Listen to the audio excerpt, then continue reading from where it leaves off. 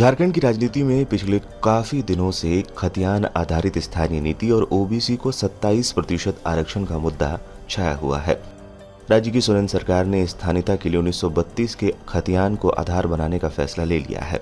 झारखंड गठन के बाद से ही 1932 के खतियान का शोर थमा नहीं है और इसी को लेकर समय समय पर प्रदर्शन भी होता रहा है।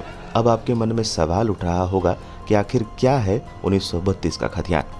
तो हम आपको इस मुद्दे से जुड़े हर पहलू के बारे में विस्तार से बताते हैं। 1932 के खतियान का इतिहास। झारखंड राज्य की स्थापना के बाद से ही 1932 के खतियान का जिक्र होता आ रहा है। राज्य गठन के बाद से ही इसे लागू करने की मांग भी हो रही है। 1932 के खतियान को समझने के लिए आपको थोड़ा इतिहास समझना होगा। दरअसल बिरसा मुंडा के आंदोलन के बाद 1909 में छोटानागपुर काश्तकारी अधिनियम यानी CNT एक्ट बना। इस एक्ट को मुंडारी खुटकट्टीदार प्रणाली का प्रावधान किया गया। इस प्रणाली के तहत ऐसी व्यवस्था की गई जिसके जरिए आदिवासियों की जमीन को गैर आदिवासियों के हाथों में जाने से रोका गया। आज भी ये खतियान झारखंड में भूमि अधिकारों का मूल मंत्र है। आसान भाषा में कहें तो भूमि अधिकारों का संविधान। क्या है 1932 के खतियान के मायने?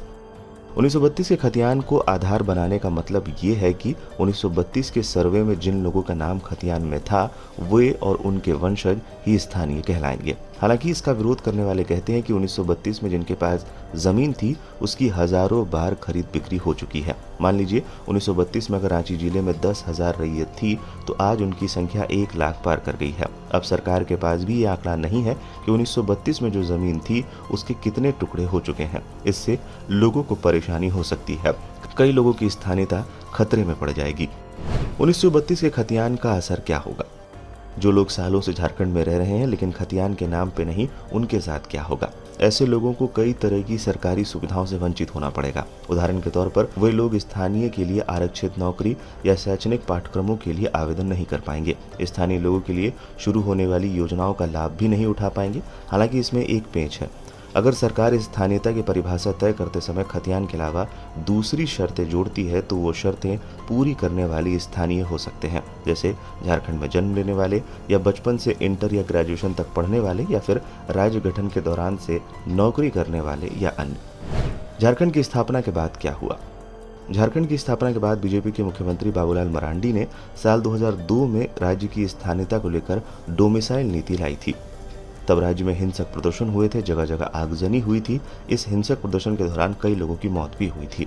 इसके बाद ये मामला झारखंड हाईकोर्ट पहुंच गया और कोर्ट ने इसे अमान्य घोषित करते हुए रद्द कर दिया। ये मामला इतना बढ़ गया कि बाबूलाल मरांडी को अपने पद से इस्तीफा देना पड़ा और उनकी जगह मुख्यमंत्री अर्जुन मुंडा को बनाया गया। उन्होंने स्थानीय नीति तय करने के लिए 3 सदस्यीय कमेटी बनाई लेकिन उस पर कोई कार्रवाई नहीं हुई। रघुवर दास ने लिया बड़ा फैसला। 2002 में भारी बवाल के बाद इस मुद्दे पर कोई भी मुख्यमंत्री हाथ लगाने से बचता रहा।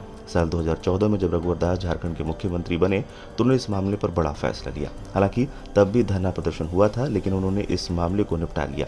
रघुवर दास ने 2018 में राज्य की स्थानीय नीति घोषित कर दी जिसमें 1985 के समय राज्य में रहने वाले सभी लोगों को स्थानीय माना गया। क्या होगी आगे की प्रक्रिया?